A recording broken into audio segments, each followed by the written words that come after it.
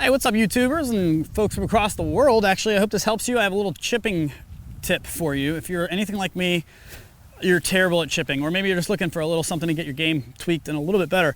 I'm awful at chipping. I'm a great putter. I can hit my irons really well, but boy, oh boy, when it gets to something like this, if I smoked a 210 4-iron right here, I'm scared to death because I don't want to ruin such a great shot that was just a little bit off, and I'm gonna hit it thin and send it across the green. I'm gonna duff it. It's so annoying. So what you're gonna do is you're gonna practice, right? And that's what I was doing. I was at a practice green and this guy walks over to me and he's like, "Hey man, can I ask you a question?"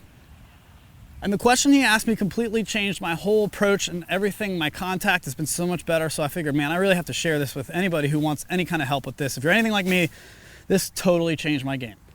So he said, "Hey, can I ask you a question, man?" I was like, "Yeah, okay." He's like, do you, I notice you're duffing it a lot. Like, do you do that when you putt? I was like, "No, not really." He's like, not like ever, right? And I was like, "Nah, yeah, really not like ever." He's like, "Okay, well, it's just a putt." So he literally stands over the ball and he goes, "Dude, seriously, just make a putting stroke." I mean, holy crap, in my eyes, like, what?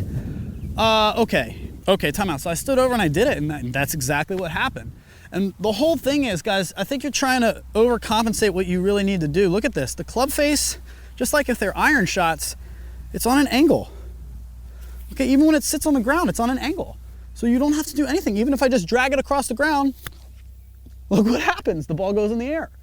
Okay, so you don't have to think that you need to scoop it up. You're not scooping it up.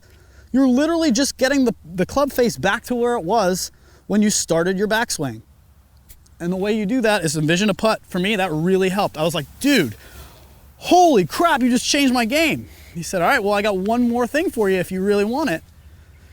"All right, brother, give it to me." So he said, envision a dimple. See one dimple. Don't see the whole golf ball. See one dimple in the back of the ball. And that's your contact point. That's all you're gonna look at, right? So what he did was he said, if I'm hitting this way, actually, let's do it like this so you can see the back. If I'm hitting this way, right?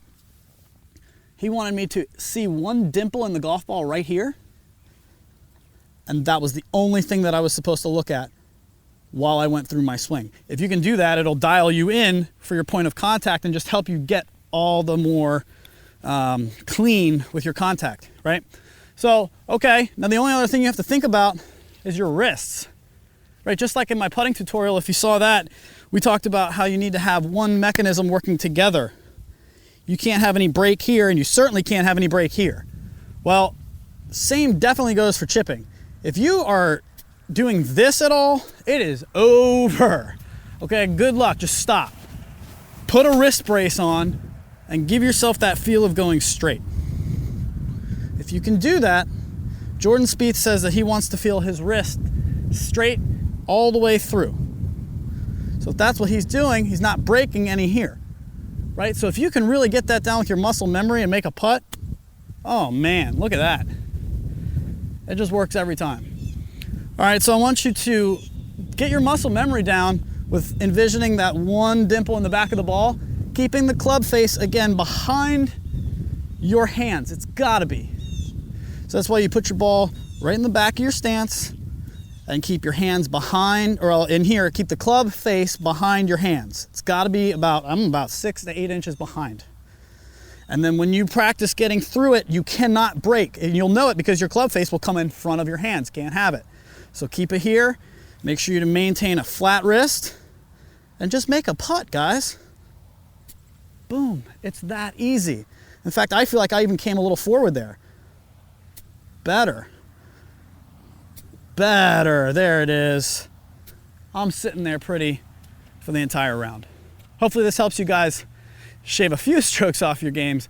I'll see you out there, right here, having fun as always.